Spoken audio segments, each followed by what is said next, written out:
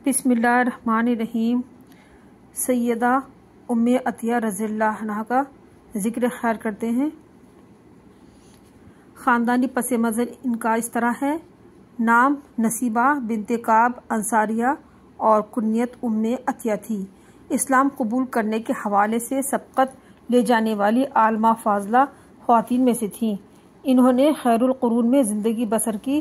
جس زمانے میں سید البشر نبی اقدس صلی اللہ علیہ وسلم کی بعثت ہوئی وہ بلا شبہ بہترین زمانہ تھا۔ سیدنا ابو ہریرہ رضی اللہ عنہ کا بیان ہے کہ رسول اللہ صلی اللہ علیہ وسلم سے پوچھا گیا کہ کون سے لوگ بہتر ہیں، تو آپ نے فرمایا میں اور وہ لوگ جو میرے ساتھ ہیں، پھر وہ لوگ جو ان کے نقش قدم پر چلیں یعنی تابعین، اور پھر وہ لوگ جو ان کے نقش قدم پر چلیں یعنی تبع تابعین۔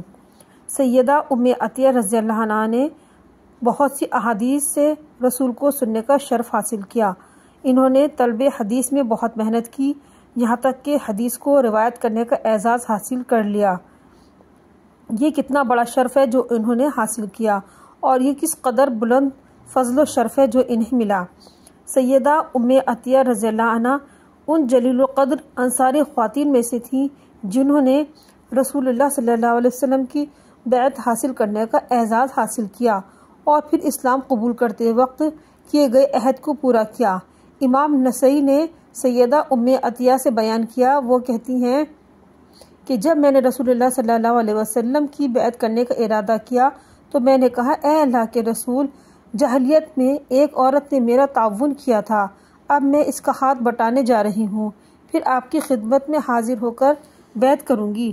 رسول اللہ صلی اللہ علیہ وسلم نے فرمایا ٹھیک ہے جاؤ، اس کا ہاتھ بٹاؤ۔ کہتی ہیں کہ میں گئی، اس کا ہاتھ بٹایا، پھر میں آئی اور میں نے رسول اللہ صلی اللہ علیہ وسلم کے ہاتھ پر بیعت کی۔ سیدہ ام عطیہ کا بیان ہے کہ جب یہ آیت نازل ہوئی، نبی کریم صلی اللہ علیہ وسلم کے گھروں میں سیدہ ام عطیہ کے تحائف۔ سیدہ ام عطیہ رضی اللہ عنہا ازواج مطہرات رضی اللہ عنہ کے پاس اکثر و بیشتر ملاقات کے لیے آیا کرتی تھی۔ انہیں اہل بیت اور ازواج مطہرات کے ساتھ خاص تعلق خاطر تھا۔ سیدہ عائشہ رضی اللہ عنہا کے انصار کی جلیل القدر خواتین کے ساتھ گہرے تعلقات تھے۔ وہ ان کی غمی اور خوشی میں شریک ہوتی، انہیں تحائف دیتی اور ان سے تحائف قبول بھی کیا کرتی تھی۔ سیدہ عائشہ رضی اللہ عنہا کو انصار خواتین میں بڑا بلند مقام حاصل تھا۔ وہ نصیبہ بنت کعب کو بھی سیدہ عائشہ کے ہاں خصوصی سے مقام و مرتبہ حاصل تھا۔ رسول اللہ صلی اللہ علیہ وسلم ام عطیہ کی طرف ملنے والے تحائف سے خوش ہوتے۔ ام عطیہ سے مروی ہے کہ کہتی ہیں کہ رسول اللہ صلی اللہ علیہ وسلم سیدہ عائشہ صدیقہ کے پاس تشریف لائے اور آپ نے پوچھا کیا تمہارے پاس کوئی چیز ہے؟ انہوں نے کہا کہ ام عطیہ کے ہاں جو صدقے کی بکری آئی تھی اس کا گوشت انہوں نے بھیجا ہے، اس کے سوا اور کچھ نہیں ہے۔ آپ نے فرمایا گوشت اپنی جگہ پہنچ گیا۔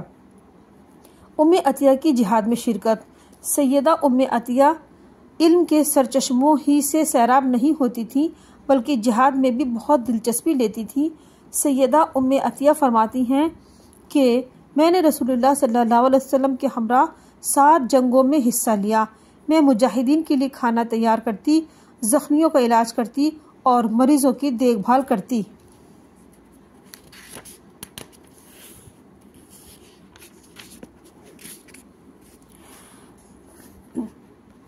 سیدہ ام عطیہ اپنے فرائض کو خوب اچھی طرح جانتی تھی اور فرائض کی ادائیگی میں کبھی کوتاہی نہیں کرتی تھی۔ جب ام عطیہ کو رسول اللہ صلی اللہ علیہ وسلم کی بیٹی سیدہ زینب کی وفات کا علم ہوا تو وہ تعزیت کے لیے ان کے گھر گئیں۔ جو خواتین سیدہ زینب کو غسل دیتے وقت حاضر تھیں ان میں سیدہ ام عطیہ بھی تھیں۔ آپ نے میت کو غسل دینے کا طریقہ بتایا۔ سیدہ ام عطیہ رضی اللہ عنہ نے وہ طریقہ بیان کیا تاکہ میت کو غسل دینے کا سنت کے مطابق طریقہ لوگوں کو علم میں لایا جائے۔ حدیث کی روایت بخاری میں سیدہ ام عطیہ انصاریہ رضی اللہ عنہ سے ایک روایت منقول ہے۔ فرماتی ہیں کہ جب رسول اللہ صلی اللہ علیہ وسلم کی بیٹی زینب فوت ہوئی تو آپ صلی اللہ علیہ وسلم ہمارے پاس تشریف لائے اور ہمیں فرمایا اسے 3، 5 یا زیادہ مرتبہ غسل دینا۔ پانی میں بیری کے پتے ابال لینا اور آخری مرتبہ پانی میں کافور ملا لینا۔ جب تم غسل دے کر فارغ ہو جاؤ تو مجھے بتا دینا۔ ہم نے آپ صلی اللہ علیہ وسلم کو بتایا کہ ہم نے غسل دے دیا ہے، تو آپ صلی اللہ علیہ وسلم نے اپنی قمیض ہمیں دی اور فرمایا کہ کفن میں اس کو بھی شامل کر لینا۔ رسول اللہ صلی اللہ علیہ وسلم نے ان خواتین کو میت کو غسل دینے کا طریقہ بتاتے ہوئے فرمایا کہ پہلے جسم کی دائیں طرف کو غسل دینا اور وضو کے اعضاء کو پہلے دھونا۔ رسول اللہ صلی اللہ علیہ وسلم دائیں طرف سے آغاز کی تاکید کیا کرتے تھے۔ سیدہ ام عطیہ رضی اللہ عنہ سے مروی احادیث کا بخاری میں منقول ہونا ان کے فضل و شرف کو اجاگر کرتا ہے۔ سیدہ ام عطیہ احادیث کے راویوں کے مابین بڑے بلند مرتبے پر فائز تھیں۔ بخاری اور مسلم میں سیدہ ام عطیہ سے مروی احادیث منقول ہیں۔ صحابہ کرام میں سیدنا انس بن مالک نے اور تابعین میں سے محمد بن سیرین نے سیدہ ام عطیہ سے احادیث روایت کرنے کا شرف حاصل کیا۔ سیدہ ام عطیہ سے عورتوں کے جنازے کے پیچھے جانے کی ممانعت کے بارے میں روایت حدیث کی 6 مشہور و معروف کتابوں میں منقول ہے۔ اس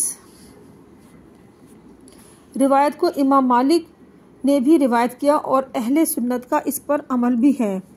بصرہ میں سیدہ ام عطیہ کی وفات۔ اپنی عمر کے آخری حصے میں وہ بصرہ تشریف لے گئیں اور قصر بنی خلف میں رہائش پذیر ہوئیں۔ ان کے گھر صحابہ کرام رضی اللہ عنہم اور تابعین مسائل دریافت کرنے کے لیے تشریف لاتے اور جو بھی حدیث رسول سننے کا خواہش مند ہوتا وہ وہاں حاضر ہوتا۔ وہ اپنی وفات تک احادیث رسول صلی اللہ علیہ وسلم روایت کرنے میں مصروف رہیں۔ اللہ تعالیٰ ان پر اپنی رحمت کی برکھا برسائے اور انہیں اپنی رضا سے نوازے، آمین یا رب العالمین۔